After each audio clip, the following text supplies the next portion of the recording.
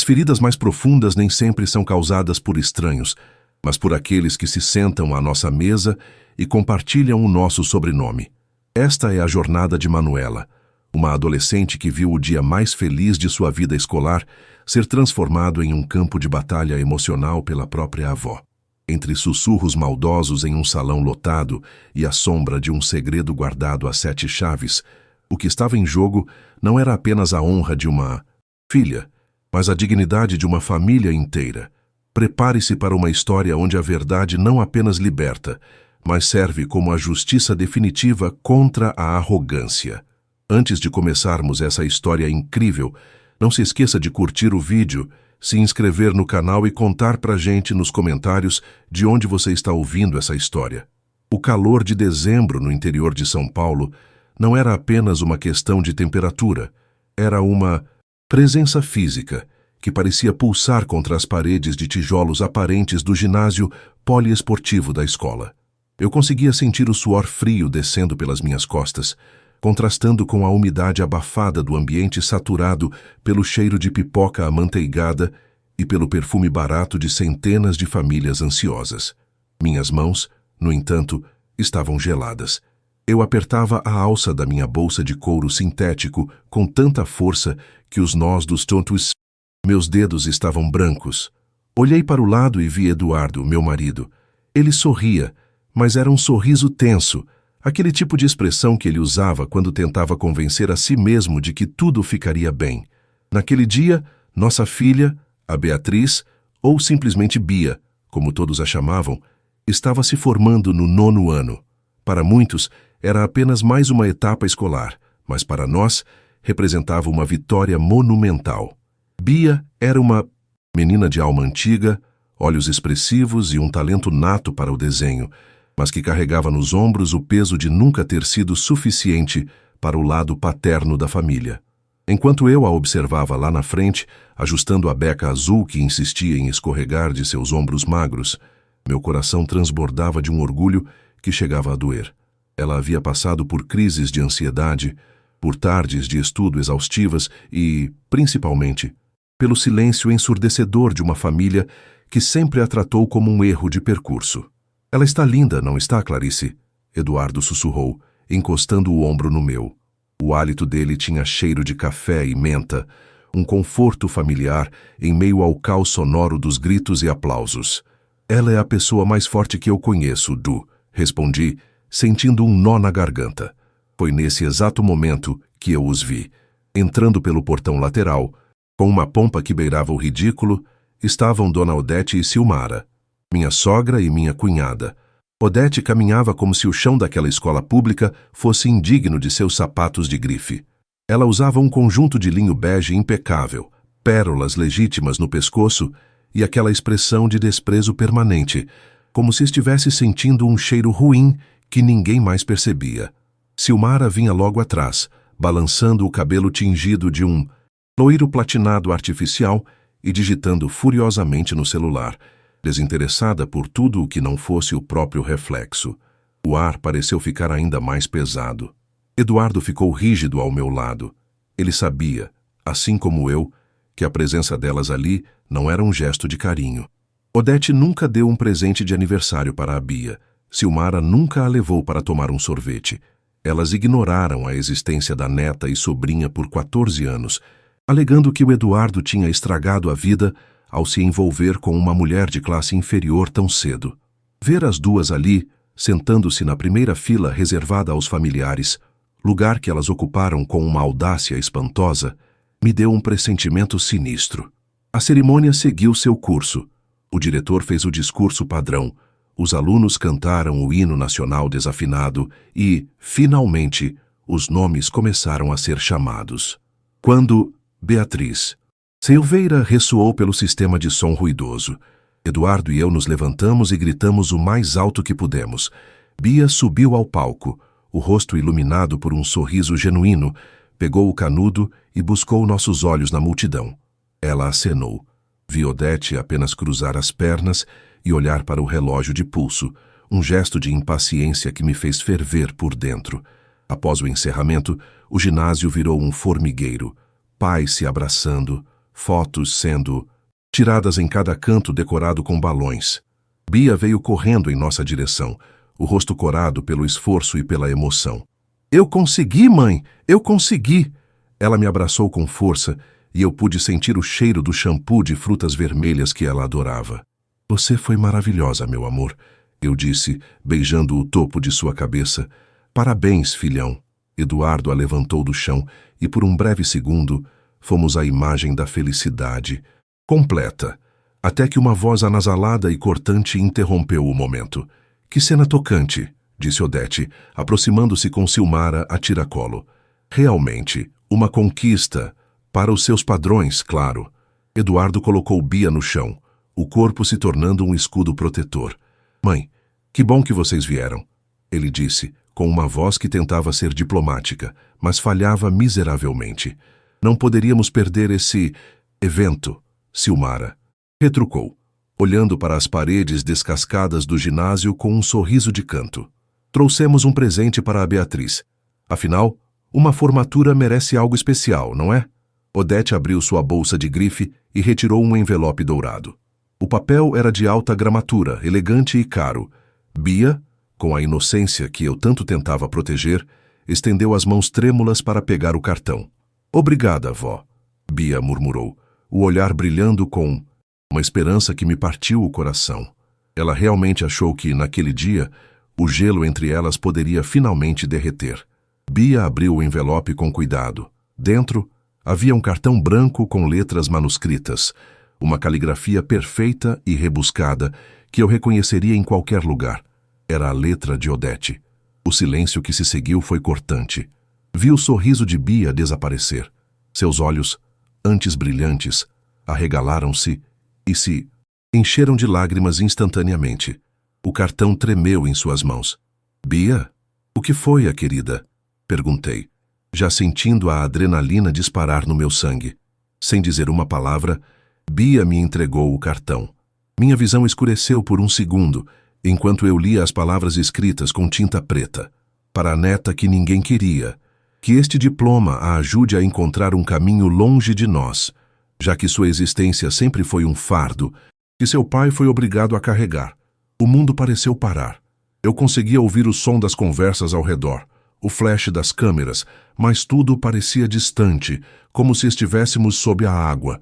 O insulto era tão gratuito, tão cruel, que meu cérebro demorou alguns segundos para processar a maldade pura contida naquelas linhas. Olhei para Odete, e ela sustentou meu olhar com um sorriso triunfante, uma satisfação sádica brilhando em seus olhos enrugados. O que é isso? A voz de Eduardo saiu baixa, perigosa. Ele pegou o cartão da minha mão e leu. Seus ombros começaram a tremer de raiva contida. Silmara soltou uma risadinha estridente, o som ecoando de forma bizarra no meio do clima solene da formatura. Ela se inclinou para a frente, o cheiro de seu perfume caro invadindo meu espaço pessoal, e disse em um tom que não se preocupou em esconder das pessoas ao redor. Ah, qual é, Eduardo? Pelo menos fomos sinceras. Todo mundo sabe que essa menina foi um golpe. Olhe para ela. Ela nem sabe quem é o pai dela de verdade, sabe? Com uma mãe como a sua, Clarice, a genética é sempre uma dúvida, não é mesmo? O comentário sobre a paternidade de Bia foi o estopim. Aquilo não era apenas um ataque a mim ou ao meu passado. Era uma tentativa de destruir a identidade da minha filha no dia em que ela deveria se sentir mais segura. As pessoas nas mesas próximas pararam de falar. O silêncio começou a se espalhar como uma mancha de óleo, partindo do nosso círculo para o restante do salão. Eu ia avançar. Eu juro que ia. Minhas unhas estavam cravadas na palma da minha mão. Mas Eduardo foi mais rápido. Ele deu um passo à frente, e a aura de bom moço, que ele sempre carregou para agradar a mãe, desapareceu completamente. Ele olhou para Odete, depois para Silmara, e então olhou para a sala inteira, que agora nos observava em um silêncio atordoado. Vocês acham mesmo que podem vir aqui e fazer isso? Eduardo perguntou, sua voz agora ganhando uma projeção que silenciou até o último grupo que ainda conversava no fundo do ginásio. Pois bem, já que vocês querem falar de verdades e de quem é desejado nesta família, vamos falar de tudo, na frente de todo mundo. O olhar dele era de um homem que não tinha mais nada a perder em relação àquelas duas mulheres. Bia chorava baixinho ao meu lado, e eu a puxei para perto, sentindo o calor do corpo dela. O confronto final havia começado, e nada mais seria o mesmo. O silêncio que se seguiu às palavras de Silmara foi tão absoluto que eu podia ouvir o zumbido monótono de um ventilador de teto antigo, girando cansado em um dos cantos do ginásio. Era um silêncio carregado, viscoso, daqueles que precedem uma tempestade devastadora. Olhei para Beatriz, minha menina, minha vida. Ela estava com o cartão dourado amassado entre os dedos, as lágrimas abrindo sulcos na maquiagem leve que tínhamos passado juntas naquela manhã, entre risadas e planos para o futuro. Ver a dor crua no rosto dela, provocada por quem deveria ser seu porto seguro, despertou em mim um instinto que eu nem sabia que possuía.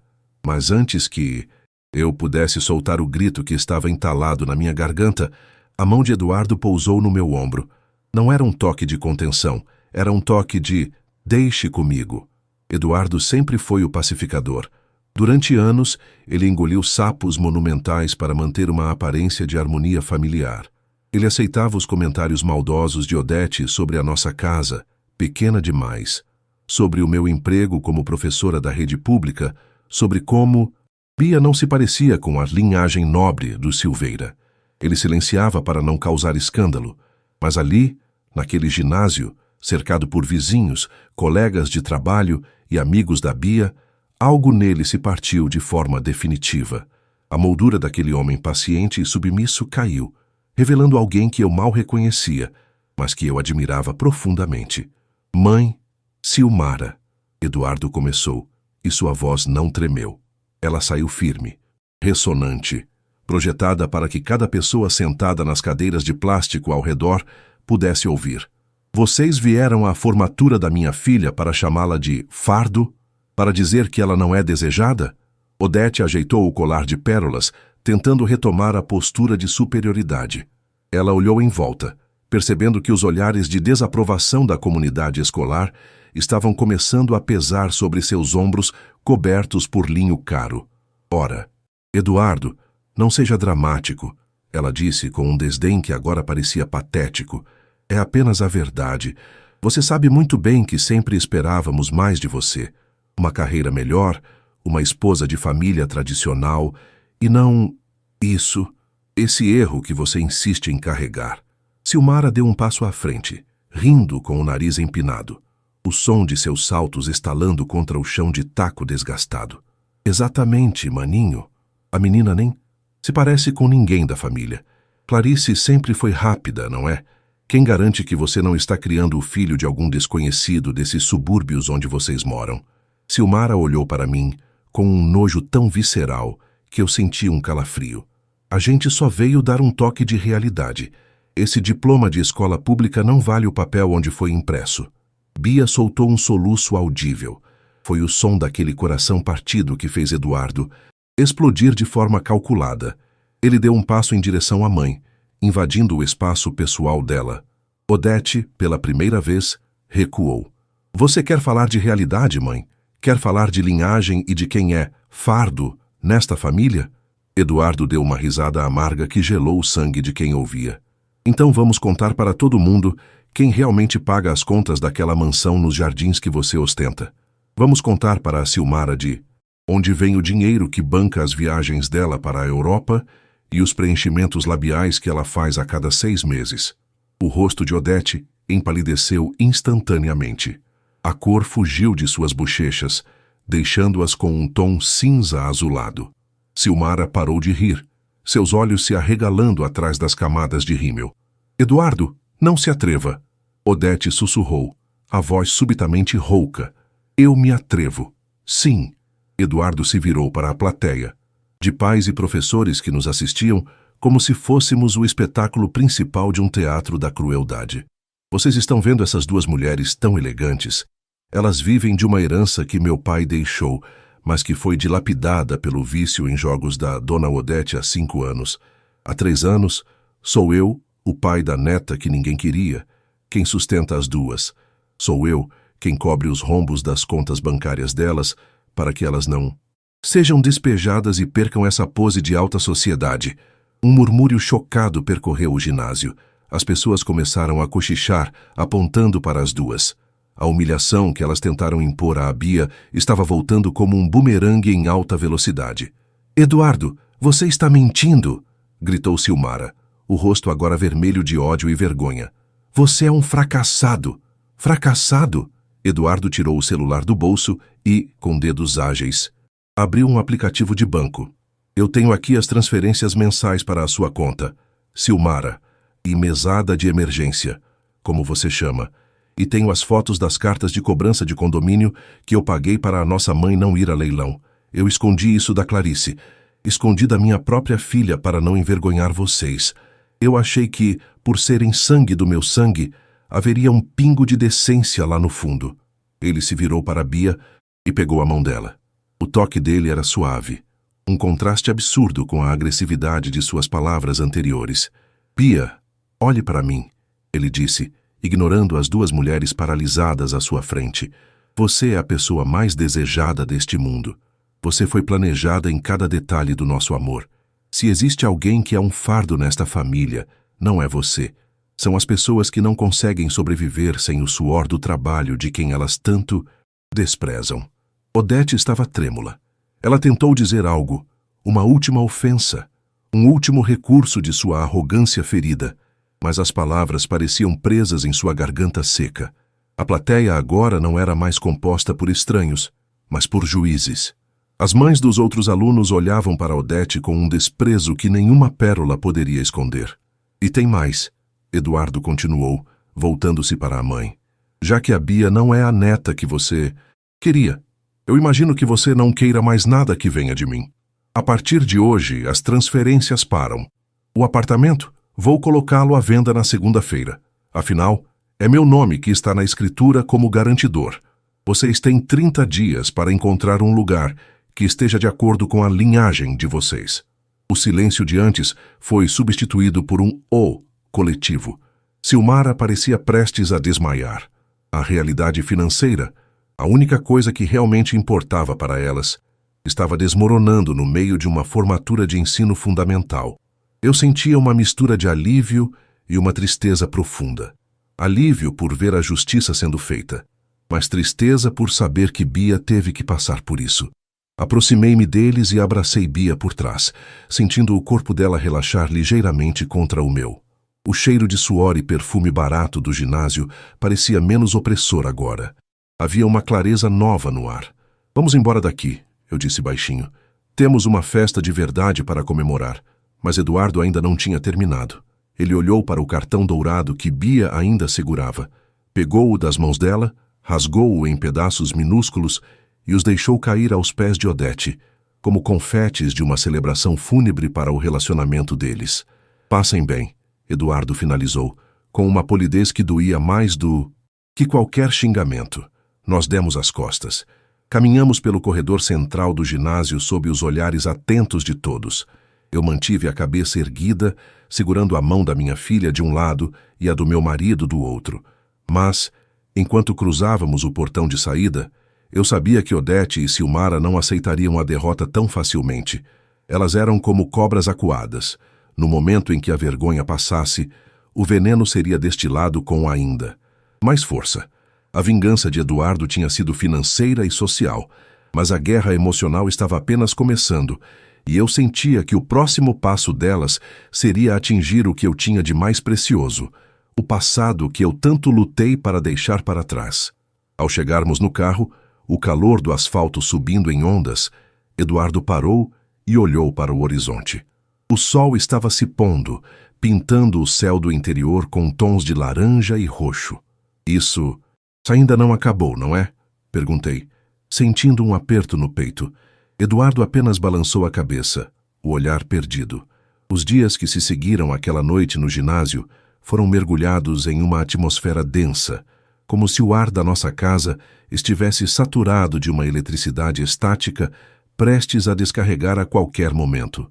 O sol de dezembro continuava a castigar o interior paulista, e o som das cigarras nas árvores do nosso quintal parecia um grito constante de alerta.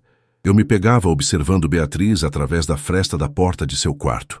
Ela passava horas sentada em frente à sua mesa de desenho, o grafite deslizando pelo papel com uma intensidade que eu nunca tinha visto antes. Ela não chorava mais, mas o silêncio dela era mais barulhento do que qualquer pranto. O cheiro de café coado que Eduardo preparava todas as manhãs, que antes era um convite ao aconchego, agora parecia apenas um combustível para nos manter alertas. Estávamos em guerra, e sabíamos que o contra-ataque de Odete e Silmara seria tão sutil e venenoso quanto uma picada de escorpião. Não demorou muito. 3 dias depois da formatura, quando o asfalto da rua ainda exalava aquele calor úmido de uma chuva passageira, o toque estridente do interfone quebrou a paz da nossa tarde.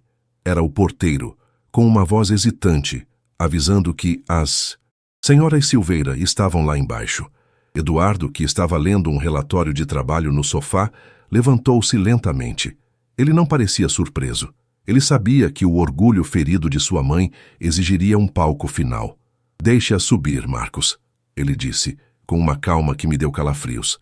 Quando a porta do nosso apartamento se abriu, Odete e Silmara entraram. Mas algo havia mudado. A arrogância ainda estava lá, mas estava manchada por um desespero mal disfarçado. Odete não usava mais o conjunto de linho, mas um vestido escuro que a fazia parecer menor, mais amarga. Silmara tinha os olhos inchados, e o cabelo loiro, antes impecável, estava preso em um coque apressado. Elas não vieram para pedir desculpas. Elas vieram para tentar destruir o que restava da nossa paz. «Você acha que é muito esperto, não é, Eduardo?» Odete começou, sem nem ao menos olhar para mim. Ela ignorou minha presença como se eu fosse parte da mobília barata que ela tanto desprezava. «Você acha que pode simplesmente nos jogar na rua como se fôssemos lixo? Depois de tudo o que eu fiz por você? Depois do sobrenome que eu te dei?» Eduardo cruzou os braços, encostado no batente da cozinha. O cheiro de produtos de limpeza e o som distante de um rádio de algum vizinho preenchiam o vácuo entre eles. «O sobrenome que você me deu, mãe, veio acompanhado de dívidas e humilhações», ele respondeu, a voz num tom baixo e perigoso. «Eu não estou jogando vocês na rua. Estou devolvendo a vocês a autonomia que vocês tanto pregam. Se são tão superiores, certamente saberão como se sustentar sem o meu dinheiro de subúrbio». Silmara deu um passo à frente, apontando o dedo para o meu rosto. Suas unhas feitas eram como garras prontas para o ataque. «A culpa é sua, Clarice. Você envenenou a cabeça dele. Você sempre teve inveja de nós. E sabe o que é pior?» Ela soltou uma risada histérica, um som seco que não tinha nada de alegre. «Você pode ter o Eduardo agora, mas o mundo inteiro vai saber da verdade. Já entrei em contato com todos os nossos conhecidos. Já espalhei para o bairro, para a escola daquela menina, que a sua santidade é uma farsa, que a Beatriz é fruto de uma aventura sua e que o Eduardo é um tolo que foi enganado por anos. Vamos ver se o seu orgulho resiste a ser as mulher da vida da cidade». Eu senti o sangue fugir do meu rosto. A calúnia era a arma dos covardes, e elas estavam usando-a com maestria, mas, antes que eu pudesse responder, ouvi o som de passos no corredor. Bia estava parada ali, segurando um dos seus cadernos de desenho. Ela tinha ouvido tudo. O olhar dela encontrou o de Odete, e por um segundo vi a velha senhora hesitar. «Vovó», Bia disse, a voz firme apesar da pouca idade. «A senhora sempre disse que eu era um fardo, mas a senhora nunca se perguntou por que meu pai me defende tanto?» Eduardo caminhou até a filha e colocou a mão sobre o ombro dela. Ele então se virou para a mãe e para a irmã e retirou um envelope pardo de cima do aparador. Era algo que ele mantinha guardado há anos, um segredo que ele nunca achou que precisaria usar, pois o amor dele por Bia nunca dependeu de papéis. «Vocês querem falar de genética? Querem falar de traição?» Eduardo abriu o envelope e retirou um documento oficial, com o timbre de um laboratório de renome em São Paulo. «Eu fiz este teste de DNA logo que a Bia nasceu. Não porque eu duvidasse da Clarice, mas porque eu conhecia o tipo de víboras que eu tinha dentro de casa. Eu sabia que, um dia, vocês tentariam usar isso contra a única coisa pura que eu construí». Ele jogou os papéis sobre a mesa de centro. O silêncio que se seguiu foi absoluto. Odete pegou o documento com as mãos trêmulas. A compatibilidade de 99,9% brilhava ali. Incontestável. A última arma delas tinha acabado de falhar. O golpe nunca existiu. A única farsa ali era a dignidade das duas. E tem mais, Eduardo continuou, e agora havia um brilho de vitória em seus olhos. Eu já vendi o apartamento nos Jardins. O comprador é um investidor que vai transformar aquilo em salas comerciais. O contrato de desocupação é de 30 dias, sem prorrogação. E como vocês gostam tanto de falar da vida dos outros, eu tomei a liberdade de enviar para todos os seus amigos da alta sociedade o detalhamento das dívidas que vocês contraíram e que eu paguei. Agora todos sabem quem são as verdadeiras parasitas. Silmara caiu sentada no sofá, o rosto escondido nas mãos. Odete parecia ter envelhecido 20 anos em 5 minutos. Elas estavam desarmadas, expostas e, pela primeira vez na vida, pobres de espírito e de bolso. Saiam da minha casa, Eduardo ordenou, apontando para a porta. Agora, elas saíram, sem palavras, sem a pompa de antes. O som da porta se fechando foi o som de uma libertação que levou 14 anos para acontecer. Alguns meses depois, a poeira baixou. O calor de dezembro deu lugar às chuvas de verão que lavam a alma. Ficamos sabendo, por meio de terceiros, que Odete e Silmara estavam morando em um pequeno apartamento de aluguel em uma cidade vizinha, vivendo da pequena pensão que o meu falecido sogro deixou, a qual era o suficiente apenas para o básico. Sem luxos, sem viagens, sem a arrogância que o dinheiro alheio lhes proporcionava. Bia começou o ensino médio em uma escola nova, cercada por amigos que a valorizavam pelo que ela era. Ela se tornou uma artista talentosa, e o quadro que ela pintou para a nossa sala, uma fênix renascendo de cinzas douradas, era o lembrete diário de que a nossa família era indestrutível. Naquela tarde de sábado, enquanto assistíamos ao pôr do sol da nossa varanda, Eduardo me abraçou por trás. Bia estava no tapete, rindo de algo no celular. Valeu a pena, não é? Eu... sussurrei, sentindo a paz que só a verdade pode trazer. Eduardo beijou meu pescoço e sorriu. Cada centavo e cada briga, Clarice. Porque agora, pela primeira vez, nós somos realmente livres.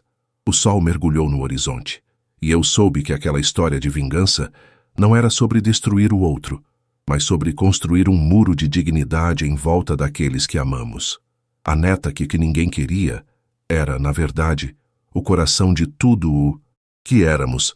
Um ano pode parecer um intervalo de tempo curto na cronologia de uma vida inteira, mas para nós, os 12 meses que se seguiram àquela fatídica formatura pareceram uma eternidade de reconstrução. O interior de São Paulo tem essa característica peculiar. As estações não mudam apenas o clima, elas parecem mudar o humor das ruas. Estávamos novamente em dezembro, e o bafo quente que subia do asfalto trazia consigo o cheiro de terra, seca e a promessa das tempestades de fim de tarde. No entanto, desta vez, não havia o peso de uma armadura invisível sobre os meus ombros. Eu não precisava mais me preparar para o combate antes de cruzar o batente da porta da sala. A nossa casa, que antes parecia um refúgio sob cerco, agora exalava uma leveza que eu mal conseguia descrever. O silêncio não era mais carregado de palavras não ditas, mas preenchido pelo som dos pincéis de Beatriz batendo no fundo do copo de água e pela respiração compassada de Eduardo enquanto lia seus projetos no escritório ao lado. A vingança, eu descobri, não é um prato que se come frio em uma mesa solitária. A verdadeira vingança é a prosperidade ostensiva de quem foi destinado ao fracasso. Durante esse ano, assistimos de longe, através de fragmentos de conversas que chegavam pelo porteiro antigo ou por conhecidos distantes, a lenta e inevitável decomposição do império de aparências de Odete e Silmara. Sem o aporte mensal de Eduardo, a mansão que elas tanto prezavam foi a leilão para quitar dívidas de jogo e empréstimos impagáveis.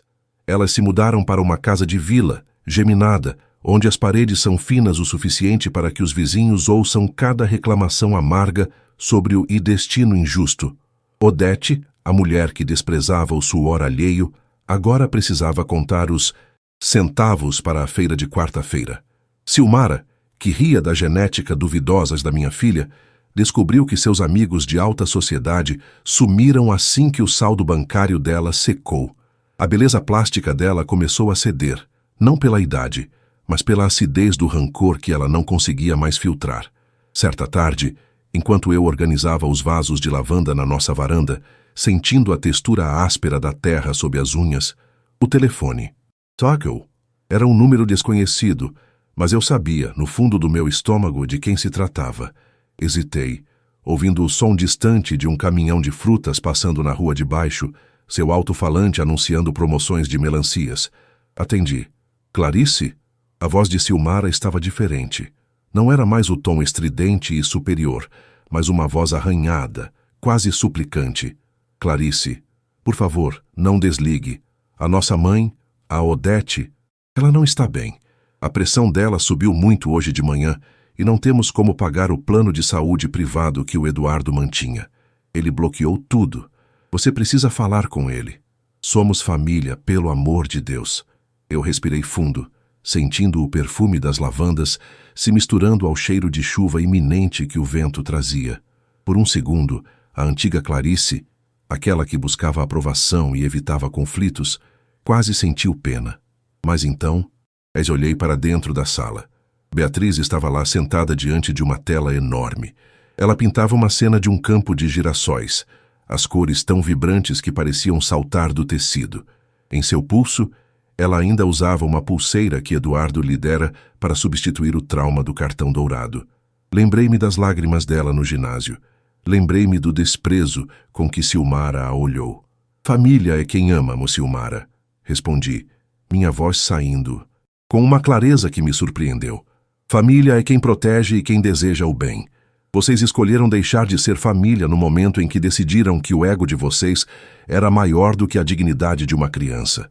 Eduardo não bloqueou vocês por maldade. Ele apenas parou de sustentar o veneno que vocês injetavam nas nossas vidas. Procurem a rede pública, como nós fazemos. O SUS é para todos, até para quem se acha acima dele. Você é uma cobra, Silmara gritou, o antigo ódio voltando à tona. Você vai pagar por isso.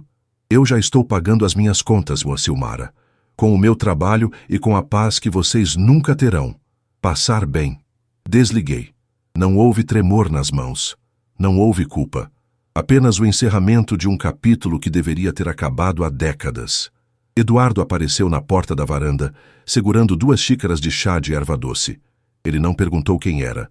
Ele viu no meu olhar que o passado tinha tentado bater na porta e encontrou a fechadura trocada. O evento da Bia é amanhã, você lembra? Ele disse, mudando de assunto com uma naturalidade reconfortante. Como eu poderia esquecer? Sorri, aceitando a xícara quente. O calor do líquido aquecia minhas mãos, enquanto o céu escurecia para a tempestade de verão. No dia seguinte, o salão da galeria de arte local, na praça central da cidade, estava lotado. Não era um lugar luxuoso, mas era autêntico, com suas vigas de madeira e luzes quentes que destacavam as obras dos novos talentos da região. Bia era a artista mais jovem a expor individualmente. Ela usava um vestido amarelo, a cor da alegria que ela recuperou, e seu cabelo estava preso em um coque despojado que revelava seu rosto iluminado. Eduardo e eu ficamos em um canto, observando as pessoas pararem diante do quadro principal. Era a pintura da Fênix que ela havia começado logo após a formatura, mas agora estava finalizada. A criatura não era apenas feita de fogo, mas de retalhos de memórias. Havia ali tons que lembravam o azul da beca escolar, o dourado do envelope quebrado e o verde das árvores do nosso quintal. Era uma obra sobre superação, sobre transformar a dor em beleza. Um homem elegante, um crítico de arte de renome na capital, que passava o final de semana na cidade. Aproximou-se de Bia. Jovem, sua técnica é impressionante, ele disse, genuinamente interessado. Mas o que mais me toca é a narrativa por trás disso. Sente-se que cada pincelada foi uma resposta a algo profundo.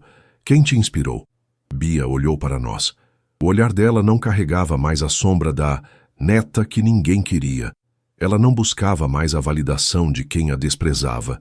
Ela viu em nós o alicerce que a sustentou quando o mundo tentou derrubá-la. Meus pais me inspiraram. Ela respondeu com uma voz que ecoou por todo o salão, atraindo a atenção de outros visitantes. Eles me ensinaram que o nosso valor não é definido pelo que os outros dizem sobre nós, nem pelo sobrenome que carregamos, mas pelo amor que decidimos cultivar. Esta fênix não está apenas renascendo, ela está ocupando o lugar que sempre foi dela por direito. Eduardo apertou minha mão com força. Seus olhos estavam úmidos, um reflexo do orgulho que transbordava. Naquele momento, a vingança estava completa. Não foi uma vingança de sangue ou de ódio, mas uma vingança de existência. Estávamos ali, inteiros, felizes e bem-sucedidos em nossa simplicidade, enquanto aqueles que tentaram nos destruir estavam presos no labirinto de suas próprias amarguras. Ao final da exposição, saímos para caminhar pela praça. Chuva de verão tinha passado, deixando o ar fresco e o cheiro de asfalto molhado. O chão refletia as luzes de Natal que já começavam a decorar as árvores da cidade. Bia caminhava na frente, saltitando entre as poças de água, o diploma do ensino médio agora guardado em uma gaveta, como uma lembrança de uma batalha vencida, e não mais como uma ferida aberta. "Sabe, Sr. Clarice", Eduardo disse, enquanto observávamos nossa filha rir de algo. "Eu sempre tive medo de que ela crescesse com um buraco no coração por causa da minha mãe."